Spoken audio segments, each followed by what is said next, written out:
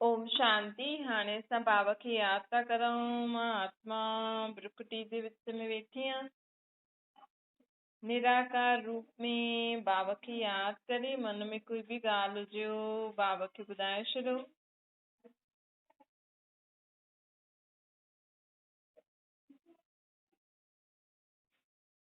ओम शांति। अॼु मिठा मिठा श्री बाबा ब्रह्मा जे तन द्वारा चवनि था, मिठे मिठे ॿार बाबा चवनि था कि हाणे जीवन में असांखे हिन सृष्टि ते पार्ट त वॼाइणो ई आहे। भई ॾिसो चईंदा आहिनि न, जेसि ताईं शरीर आहे तेसि ताईं हलणो त आहे ई सही। अॼु माण्हू चए थो असांखे हलणो त आहे ई सही, लेकिन जॾहिं असांखे हलणो त आहे ई सही त छो न ख़ुशी ख़ुशी सां हलूं। त माण्हू चईंदा आहिनि ख़ुशी गायब थी वई आहे। ईअं माण्हू चईंदा आहिनि न, ख़ुशी गायब थी वई आहे, लेकिन हलणो त आहे। रोई रोई करे, दुखी थी करे, परेशान थी करे, उन सां छा थींदो आहे? अगरि घर में हिकु माण्हू भी परेशान हूंदो आहे, दुखी हूंदो आहे न, त हुनजा वाइब्रेशन ॿिए वटि पहुचंदा आहिनि। तव्हां भले चाहो, तव्हां सोचो मां पंहिंजो दुख कंहिंखे बि नथा ॿुधायो, तव्हां अंदर ई अंदर कुझु सोचो था, दुखी आहियो, परेशान आहियो, त रोज़ रोयो था लिकी लिकी करे, लेकिन हुनजा न वाइब्रेशन तव्हांजे घर में फैलंदा आहिनि। पोइ अगरि तव्हां घर जो कमु कंदा आहियो, रोटी ठाहींदा आहियो, ख़ासि करे रोटी ठाहिण वारो जो घर में हूंदो आहे न, हुनखे त सदा ख़ुशि रहणो खपे। रोटी ठाहिण हिकु ॾाढी वॾी ज़िम्मेवारी आहे। ॾिसो, मंदिर टिकाणे में बि माण्हू प्रसाद ॾींदा आहिनि न। कई माण्हू भले सत्संग कीर्तन आरती ॿुधण न वेंदा, लेकिन जॾहिं प्रसाद मिलंदो आहे न, उन समय वेंदो आहे। त प्रसाद में केॾी ताक़त हूंदी आहे। छो जी उहा भॻवान जी यादि में ठहियल उहा खाईंदा आहिनि। चईंदा आहिनि न, काल कंटक सभु दूर, मतिलबु भॻवान जो भंडारो भरपूर जेके खाइण सां काल कंटक दूर हुजनि। त हिकु अन्न सां मन ते असर, अन्न जो मन ते असर थींदो आहे। त जेको बि घर में रोटी ठाहे थो, हुन ते केॾी वॾी ज़िम्मेवारी आहे, केॾी वॾी धंधो मिलियो अथव तव्हांखे। त अगरि तव्हांखे पंहिंजे जीवन में सुख शांती खपे, पंहिंजे घर में सुख शांती खपे, त तव्हां भले ई तव्हां सॼो ॾींहुं दुखी परेशान आहियो, वैसे त न थियणो खपे। छो जी घर में जीअं थींदो न, तालाब में हिकु गंदी मछली बि पूरे तालाब खे ख़राब करे छॾंदी आहे। उहे घर में हिकु दुखी परेशान माण्हू पूरे घर में पंहिंजी दुख परेशानी जी बदबू फैलाईंदो आहे। बदबू ई आहे न। त कम से कम तव्हां ॿियनि ख़ुदि जे लाइ न त ॿियनि जे लाइ त सोचो। भई कम से कम तव्हां कंहिंखे सुख शांती ख़ुशी नथा ॾेई सघो, लेकिन तव्हां पंहिंजी दुख जेको तव्हांखे अंदर दुख थिए थो, जो तव्हां सॼो ॾींहुं सोचो था, दुखी था थियो, रो था, हुनजा वाइब्रेशन पूरे घर में फैलनि था। त तव्हां माण्हुनि खे सुख शांती ख़ुशी नथा ॾेई सघो, सुठी रोटी नथा ठाहे ॾेई सघो, त कम से कम दुख जो वाइब्रेशन त न फैलायो न, दुख जी किरणियूं त न फैलायो घर में। त बाबा चए थो, ॾिसो माण्हू दुनिया में सम्झ न आहे न, दुनिया में माण्हुनि खे कि असांजी दुख जी सोच पूरे घर में फैले थी, जंहिंजे कारण असांजे पूरे घर में दुख जो वायुमंडल थी वियो आहे। तंहिंजे करे परमात्मा असांखे चईंदा आहिनि कि सदा सुख शांती ख़ुशी में रहो। ऐं जॾहिं बि अगरि तव्हांखे ॾाढा ई फालतू वीचार अचनि था, लेकिन तव्हांखे रोटी ठाहिणी थी पए, त हुन समय न कोई भॼन कीर्तन, कोई भॻवान जो कुझु हलाए करे रोटी ठाहे। ई पंजाबी वारा कीर्तन अगरि तव्हांखे सम्झ में नथा अचनि त अर्थ वारो कुझु ठाहियो, अर्थ वारो कुझु हलाए वियो, भई जेको तव्हांखे सम्झ में अचे। अॼु माण्हू के पंजाबी सम्झ में अचे नथी, हा भई वो कीर्तन हा भई गुरु जो ॿुधनि था, ॾाढो सुठो लॻे थो, लेकिन अर्थ त नथा सम्झो न माण्हू। उहो ई अगरि तव्हां कोई गीत हलायो, कहिड़ो हिंदी वारो भॻवान जो, चाहे शिव जो हलायो, कृष्ण जो हलायो, या तव्हांजे गुरु नानक देव जो ई कोई हिंदी में गीत हुजे, चलो तव्हांखे गुरु नानक देव भॻवान लॻे थो, त कम से कम गुरु नानक देव जो चए थो न चए ते त हलो। उहो छा थो चए? जेको तव्हां सुखमनी जपजी साहिब ग्रंथ शास्त्र ॿुधो था, वचन ॿुधो था, कीर्तन ॿुधो था, हुनजो अर्थ सम्झी करे जीवन में धारण करे था हलो न। कम से कम पंहिंजे गुरु नानक जे घर में दुख जो वायुमंडल त न ठाहियो। कम से कम पंहिंजे गुरु नानक जे घर में विकार बुराइनि वश कर्म त न करो। माण्हू चईंदो असां त गुरू खे मञंदा आहियूं, असां त टिकाणे वेंदा आहियूं, असां त मंदरनि में वेंदा आहियूं, लेकिन जाते बि वेंदा आहियूं उहो तव्हांखे छा था सेखारनि, उहो त कर्मनि में लायो न। चलो तव्हां जेके बि मञो था, कम से कम उनखे मञी करे सुख शांति ख़ुशी में त रहो। छो न थो रही सघे अॼु माण्हू? अॼु माण्हू टिकाणे वेंदो, मंदिर वेंदो, गीता पढ़ंदो, ग्रंथ शास्त्र पढ़ंदो, त बि तव्हांखे सम्झ में नथो अचे। माण्हू चए थो हे अंधनि जी लाठी भॻवान, हे भॻवान अचु असांखे सम्झ ॾे। पोइ मतिलबु माण्हू इहे मञण लाइ बि तयार न आहे कि असांजो भक्ति करूं था, असांजो ग्रंथ शास्त्र पढ़ूं था, उन सां असांजी सम्झ असांखे नथो अचे कि जीवन में कीअं सुख शांति करूं। हर मनुष्य मूंझल आहे। मूंझल छो आहे? छो जी जेको उहो ग्रंथ शास्त्र पढ़े थो हुनजो अर्थ नथो कढे, त मन में ॾाढा उत्तर आहिनि, प्रश्न आहिनि। त मन में त प्रश्न आहिनि, लेकिन हुनजो उत्तर त असांखे सम्झ में ई नथो अचे छा करूं। हा भई गीतायूं पढ़ियूं, भागवतियूं पढ़ियूं, सत्संग कीर्तन ॿुधियो, बसि थी वियो। इन में ख़ुदि जे मन खे संतुष्ट करे छॾंदा आहिनि। इन में ई संतुष्ट थी वेंदा आहिनि कि हा असां भॻवान जो नाम वरितो, हा असां भॻवान। लेकिन जेको असांजे मन में प्रश्न आहिनि, तव्हांजे मन में प्रश्न आहे कि मूंखे हेॾी बीमारी छो आहे, मूंसां गॾु ईअं छो थियो, मूंखे हेॾो दुख छो आहे, ये प्रश्न जेका तव्हांजे मन में अथव, ये मन में जेका प्रश्न आहिनि, जेसि ताईं हिन जो उत्तर तव्हांखे न मिलंदो न, तेसि ताईं तव्हांखे जीवन में सुख शांति न ईंदी। ऐं हिननि सभिनि जो उत्तर सवाइ भॻवान जे ॿियो कोई बि न ॾेई सघंदो। लेकिन भॻवान जो त मुंहुं ई न आहे, त उहो कीअं असांखे ॿुधाए? त वैसे त भॻवान ब्रह्मा जे तन में अची करे असांखे सभु प्रश्ननि जा उत्तर ॾींदो आहे। हाणे परमात्मा स्वयं ब्रह्मा जे तन में आयो आहे। ब्रह्मा केरु आहे? इतां ई दुनिया जो हिकु साधारण मनुष्य ई ब्रह्मा आहे। ब्रह्मा कोई ॿियो सूक्ष्म वतन में न रहंदो आहे, कोई मथे कोई ब्रह्मा न आहे। हिन ई सृष्टि में जीअं आत्मा जॾहिं भॻवान हिन सृष्टि ते आयो पहिरीं बार, त हुन भॻवान खे पहचाने, भॻवान हुन जे शरीर में अवतरित थी करे हुनखे चयईं कि मां भॻवान आहियां, हाणे मूंखे हिन सृष्टि खे नयो ठाहिणो आहे, हिन सृष्टि ते ॾाढो दुख आहे। हुनजे अंदर ई आवाज़ जी आत्मा, परमात्मा खे पंहिंजो शरीर न आहे, त जंहिं शरीर में परमात्मा प्रवेश करे हुनखे चयईं कि मां फलानो फलानो आहियां, मां परमधाम जो रहण वारो हिन सृष्टि ते आयो आहियां, नई दुनिया ठाहियां, तव्हांखे मुंहिंजो मददगार ठहिणो आहे। त हुन झटि परमात्मा खे पहचाने वरितईं ऐं परमात्मा जे कार्य में मददगार थी। भॻवान सभिनि खां पहिरियों हुनखे चयईं कि तूं ये विकार बुराई छॾ, हुन तुरंत छॾे छॾी। ईअं भॻवान हुनखे जो श्रेष्ठ मत ॾींदो वियो न, हीअं उथ, हीअं वेह, हीअं खा, हीअं कमु कर, हीअं ॻाल्हाए, हीअं कर्म कर, उहो कंदो वियो। त उहो जो इंसान जो भॻवान जी मत ॾे, जेको भॻवान नज़र नथो अचे, उनजे मत ते हली करे पंहिंजे जीवन खे पवित्र ठातई। पहिरियों उहो ब्रह्मा आहे। त ब्रह्मा कोई ॿियो इंसान आहे? हिन ही मनुष्य सृष्टि में असां जहिड़ो ई माण्हू, उहो बि सिंधी परिवार मां।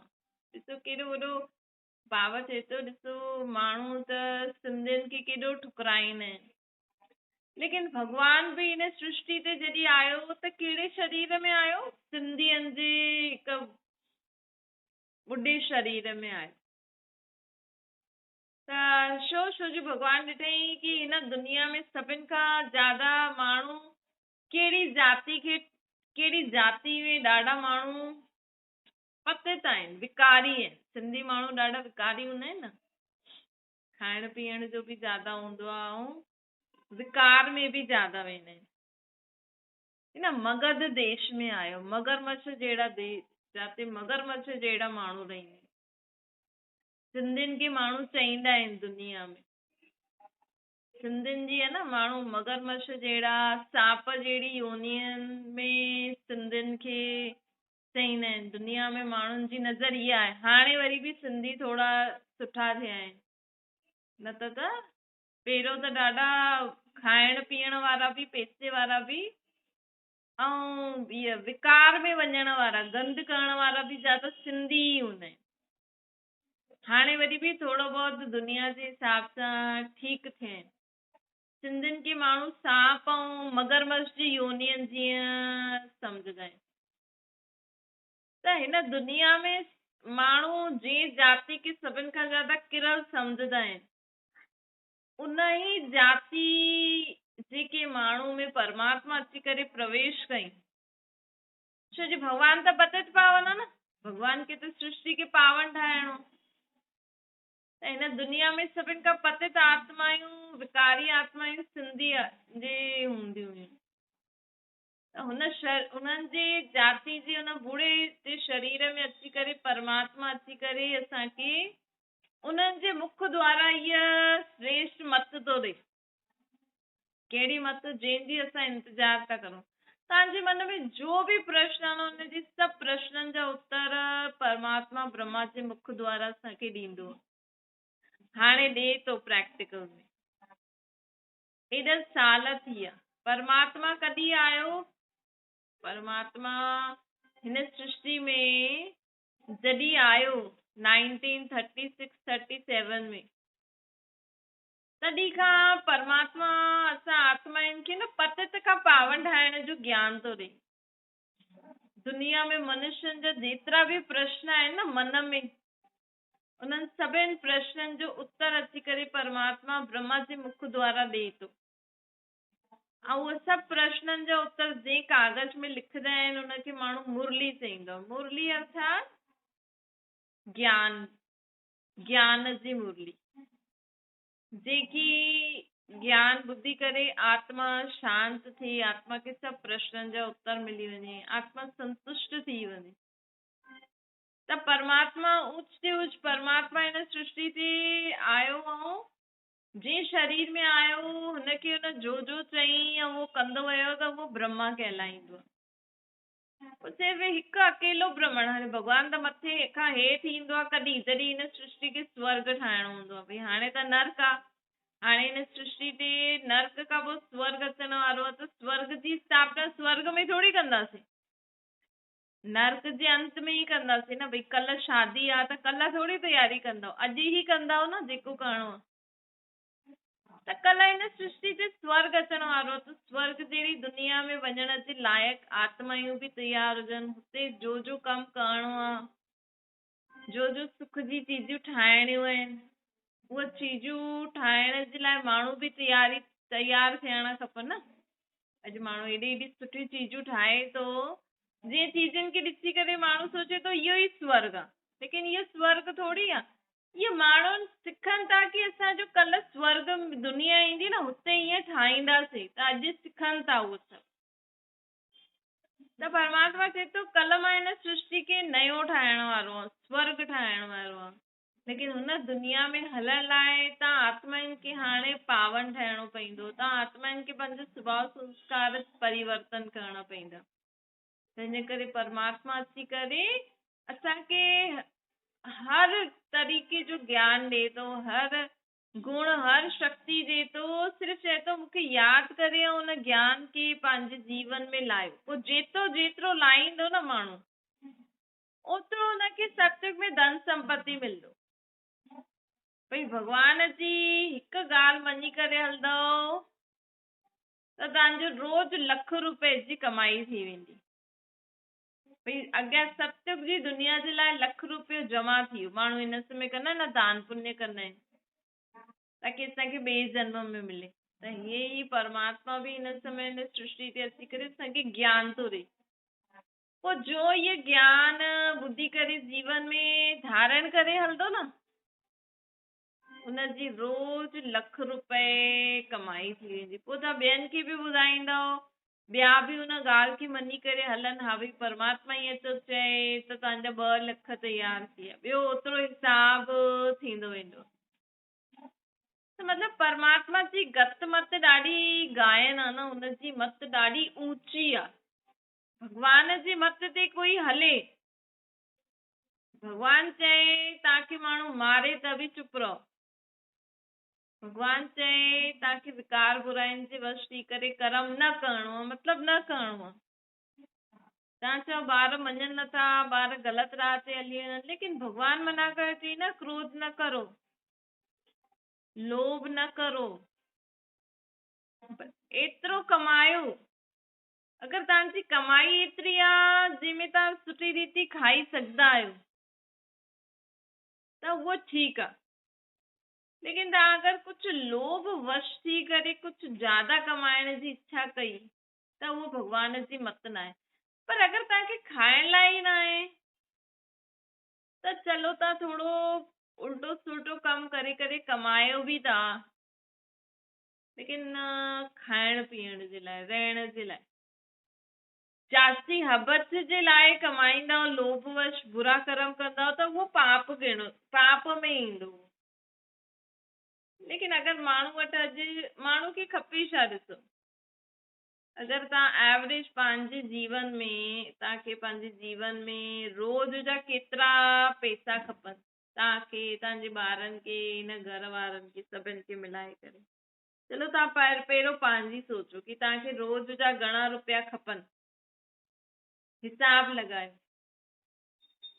उन हिसाब सां तव्हांजे घर में जेतिरा माण्हू आहिनि ओतिरो हिसाब लॻायो। पोइ महीने में तव्हांखे छा केतिरो एक्स्ट्रा पैसो खपे, केतिरो स्कूल कॉलेजनि जे लाइ खपे, केतिरो कंहिंजे लाइ, तव्हां हिसाब कढो महीने जो केतिरो खपे तव्हांखे या हफ़्ते जो केतिरो खपे तव्हांखे। उन हिसाब सां तव्हां पंहिंजी कमाई ॾिसो। अगरि उन हिसाब सां तव्हांजी कमाई न आहे त तव्हां अगरि कुझु कूड़ पाप जो बि सहारो वठंदव, कुझु लोभ बि कंदव त उहो पाप में जमा न थींदो। लेकिन अगरि तव्हां वटि आहे एतिरो पैसो कि तव्हां पंहिंजो आराम सां महीने छा साल ताईं पंहिंजो ख़र्चो कढी सघंदा आहियो, पोइ तव्हां छो था कूड़ पाप करे कमायो न? पाप करे कमाईंदासीं त पाप त चढ़ंदो। कमाई बि कंदव, पाप बि चढ़ाईंदा रहंदव त फ़ाइदो न थींदो न।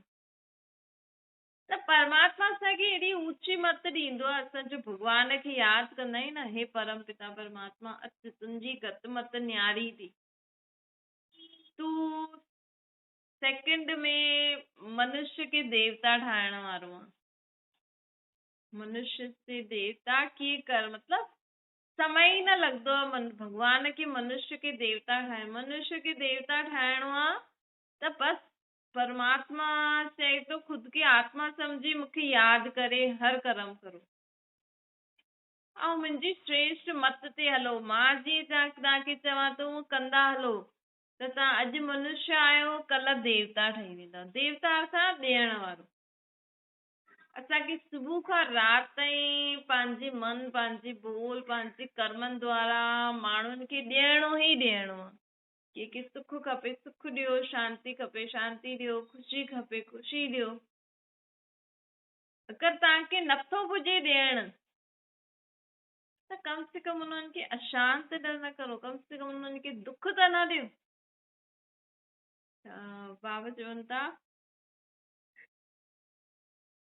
इहे जीअं जीअं असां परमात्मा जी चित्र छाया जे हेठि रही करे हर कर्म कंदा आहियूं न, त भॻवानु असांखे अहिड़ा कर्म कराईंदो आहे जंहिंसां असां देवता ठही वेंदा आहियूं। असांजी सोच सभिनि जे लाइ सुठी, बोल कर्म सभिनि जे लाइ सुठा हुजनि, इहे कॾहिं थींदो जॾहिं असां परमात्मा जी मत ॿुधंदासीं। भॻवानु असांखे छा थो चए, भॻवानु असांजो पीउ असांखे अॼु असांजे पीउ असांखे छा चई, तव्हां करे ॾिसो पई। अॼु असां मुरली ॿुधूं था, हुनमें असां या जो बि तव्हां ग्रंथ शास्त्र पढ़ंदा आहियो, कुझु बि पढ़ो भई अॼु मां कहिड़ो पाठ पढ़ियो जीवन में सुख शांति सां रहण लाइ, अॼु मूंखे कहिड़ो पाठ पढ़ाई या कहिड़ी शिक्षा मां ग्रंथ शास्त्रनि मां वरिती। अॼु सॼे ॾींहं में असांखे उहा ॻाल्हि खे ध्यान में रखिणो आहे कि कहिड़ी चीज अॼु मां सॼो ॾींहुं, मूंखे भॻवान चई सुबुह सुबुह जो ऐं मां हुन ॻाल्हि खे सॼो ॾींहुं कम में लायो। त जीअं जीअं असां परमात्मा जे महावाक्यनि खे कर्मनि में लाईंदा वेंदासीं न, ओतिरो ओतिरो असांजी कमाई थींदी वेंदी आहे, ओतिरो त असांजे जीवन में सुख शांति ईंदी आहे। भई उहो ग्रंथ शास्त्रनि त माण्हुनि ठातो, लेकिन हाणे जो भॻवानु असांखे ब्रह्मा मुख द्वारा जो ज्ञान ॾे थो, हुन ज्ञान खे असां जेतिरो जीवन में सम्झी करे धारण करे हलंदासीं, कर्मनि में लाईंदासीं, त ओतिरी कमाई थी वेंदी आहे। बाबा चवनि था त ओतिरो धन संपत्ति असांखे सत्य में मिलंदो, ओतिरो असां में सुधार बि ईंदो, ओतिरो असां में दैवी गुण बि धारण थी वेंदा। त दैवी गुण अर्थात देवता, अर्थात दैवी गुण अर्थात ॾियण वारो। अॼु मां सॼो ॾींहुं पंहिंजी संकल्प बोल कर्म सां सभिनि खे कुझु न कुझु ॾिनो, मत असांखे भॻवानु स्वयं परमधाम मां हेठि अची करे असांखे एॾी ऊची मत थो ॾे। त असां जॾहिं हुननि जी अहिड़ी ऊची मत ते हलंदासीं त छा ठही वेंदासीं, ऊच ते ऊच देवता। त अॼु बाबा असांखे चवनि था तव्हांखे अॼु ॾिसो परमात्मा असांखे श्रेष्ठ मत इहे ॾियनि था कि तव्हांखे सदा ख़ुशि रहणो, तव्हांखे सदा जो समय असां भॻवान खे यादि कंदा आहियूं न सुबुह शाम, हुन समय जो महत्व रखो। छो जी सुबुह शाम भॻवान खे यादि करण जो मतिलबु स्वयं जी आत्मा में शक्ति भरणु। जीअं तव्हां रोटी खे महत्व ॾींदा आहियो, सनान खे महत्व ॾींदा आहियो, पंज शरीर जे लाइ दवायूं, डॉक्टर जे लाइ महत्व ॾींदा आहियो, उहो ई असांखे पंहिंजी आत्मा खे शक्तिशाली ठाहिण लाइ जो त सुबुह शाम भॻवान खे यादि कंदा आहियो। वैसे त हर कर्म कंदे करणो खपे, लेकिन जॾहिं बि तव्हां सुबुह शाम भॻवान खे यादि कंदा आहियो त उहो छो ज़रूरी आहे, ताकि तुंहिंजी आत्मा सदा शक्तिशाली निरोगी रहे, मतलब उसमें कोई भी विकार बुराइयूं टच न थी सघनि। अच्छा मीठी मीठी सिकी जे ॿारनि प्रति माता पिता बाप दादा जो यादि प्यार और गुड मॉर्निंग। रूहानी बाप जी तो सभिनि रूहानी ॿारनि खे नमस्ते। संजी भी रूहानी माता पिता बाप दादा खे यादि प्यार गुड मॉर्निंग ऐं नमस्ते। वरदाना मन जी ख़ुशी द्वारा बीमारियुनि खे दूर भगाइण वारा एवर हेल्दी ठहो। बाबा चईंदा आहिनि मन ख़ुशि त जहान ख़ुशि। मन जी बीमारी सां शरीर बि पीलो पइजी वेंदो। मन जी बीमारी छा हूंदी आहे, ज्यादा सोचणु। अगरि मन ठीक त शरीर जा रोग बि महसूस न थींदा। ॾिसो कोई बि ॻाल्हि खे असां वॾो नंढो करे सघंदा आहियूं। अगरि असां ज्यादा सोचूं वरी ईअं न थी वञे, वरी ईअं न थी वञे, त उहो ज्यादा सोचण त मन बि ख़राब शरीर बि ख़राब। ऐं अटेंशन ॾियारायो कि हीअं कंदव त हीअं थींदो, बाक़ी ज्यादा मन में ईअं सोचो न अरे हीअं न थी वञे, हीअं न थी वञे। न ॾिसो भई हीअं कंदव त हीअं थींदव, बाक़ी तव्हांजी मर्ज़ी। त चाहे शरीर बीमार बि हुजे त बि मन दुरुस्त आहे। छो जी असां वटि ख़ुशी जी खुराक ॾाढी बढ़िया आहे। रोज़ सुबुह जो या विच में कॾहिं कॾहिं बि कोई न कोई अहिड़ी ख़ुशी जी ॻाल्हि सोचो जो तव्हांखे ॾाढी सुठी लॻंदी हुजे। त ख़ुशी जहिड़ी खुराक न आहे, ख़ुशी जहिड़ो खज़ानो न आहे। त जॾहिं असां वटि ख़ुशी जी खुराक ई एॾी बढ़िया आहे, ती खुराक बीमारियुनि खे भॼाए ॾींदी आहे, भुलाए ॾींदी आहे। त एवर हेल्दी त बाबा चवनि था की भुलाए ॾींदी आहे। त मन ख़ुशि, जहान ख़ुशि, जीवन ख़ुशि, हिन करे असां सदा एवर हेल्दी रहंदा आहियूं। असांजो आत्मा और शरीर हेल्दी कॾहिं रहंदो जॾहिं असांजो मन ख़ुशि हूंदो, असांजे जीवन सुठो जीवन में ख़ुशी ईंदी। तव्हां चओ ख़ुशी वारी त ॻाल्हि ई न आहे, लेकिन तव्हांखे रोज़ ख़ुशी जो ॾींहुं मल्हाइणो, तॾहिं तव्हां शरीर सां बि हेल्दी रहंदव, तव्हांजी आत्मा बि फालतू वीचारनि सां मुक्त तंदुरुस्त रहंदी। स्लोगन आहे, समय जे महत्व खे ॼाणे वठो त सर्व खज़ाननि सां संपन्न ठही वेंदव। हाणे समय कहिड़ो थो हले? संगम युग। हिन संगम युग ते स्वयं परमात्मा हिन सृष्टि ते अची करे असांखे ज्ञान युग सां श्रृंगारंदो आहे, ज्ञान ऐं शक्तियुनि सां श्रृंगारंदो आहे। असां आत्माउनि खे ज्ञान ॾींदो आहे, गुण ॾींदो आहे, शक्ति ॾींदो आहे। अगरि असां हिन संगम युग ते परमात्मा खे पहचानियो, ख़ुदि खे पहचानियो, हिन समय खे महत्व ॾेई करे हलंदासीं त असां में सर्व शक्तियूं, सर्व गुण, सर्व ज्ञान संपन्न असां आत्मायूं थी वेंदासीं। छा? ओम शांति। बाबा खे यादि करो।